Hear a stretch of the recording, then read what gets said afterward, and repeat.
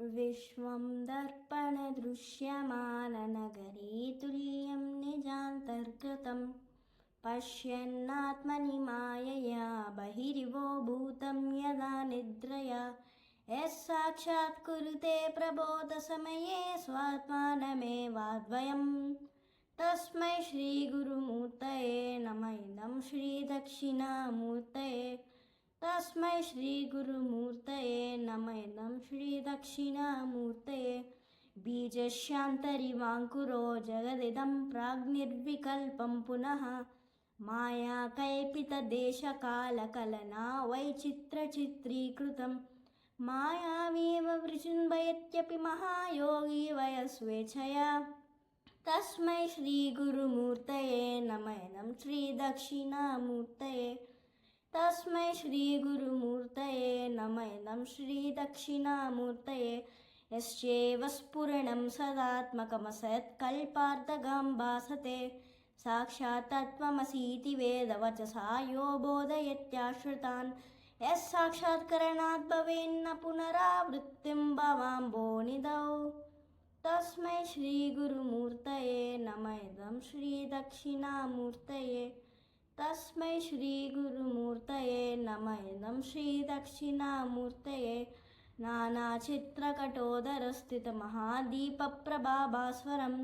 ज्ञानं यस्य तु चक्षुरादिकरणद्वारा बहिस्पन्दते जानामीति तमेव भान्तमनुभाये तत्समस्तं जगत् तस्मै श्रीगुरुमूर्तये नमः इदं श्रीदक्षिणामूर्तये तस्मै श्रीगुरुमूर्तये नमः इदं श्रीदक्षिणामूर्तये देहं प्राणमपीन्द्रियाण्यपि चलां बुद्धिं च शून्यं विदुः स्त्रीबालान्धजडोपमा स्वहमिति भ्रान्तापृशं वादिनः मायाशक्तिविराशकल्पितमहाव्यामोहसंहारिणे तस्मै श्रीगुरुमूर्तये नमः इदं श्रीदक्षिणामूर्तये तस्मै श्रीगुरुमूर्तये नमः इदं श्रीदक्षिणामूर्तये राहुक्रस्तदिवाकरेन्दुसदृशो मायासमाच्छादनात् तन्मात्रकरणो उपसंहरणतो यो भूषुषुप्तकुमान् प्रागस्वां सविधिप्रबोधसमये यः प्रत्यविज्ञायते तस्मै श्रीगुरुमूर्तये नमः इदं श्रीदक्षिणामूर्तये तस्मै श्रीगुरुमूर्तये नमः इदं श्रीदक्षिणामूर्तये बाल्यादिष्वपि जाग्रदादिषु तथा सर्वास्वास्तास्वपि व्याहृत्तास्वनुवर्तमानमहवित्यन्तः सदा स्वात्मानं प्रकटीकरोति वचतां यो मुद्रया भद्रया तस्मै श्रीगुरुमूर्तये नमः इदं श्रीदक्षिणामूर्तये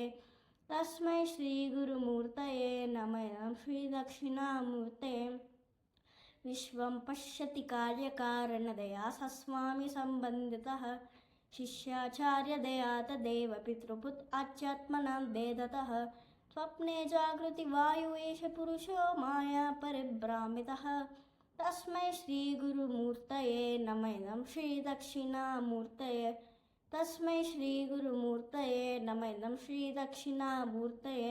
भूरम्बांसनिलो निलोम्बरमहर्नादो हि मां शुक्तुमां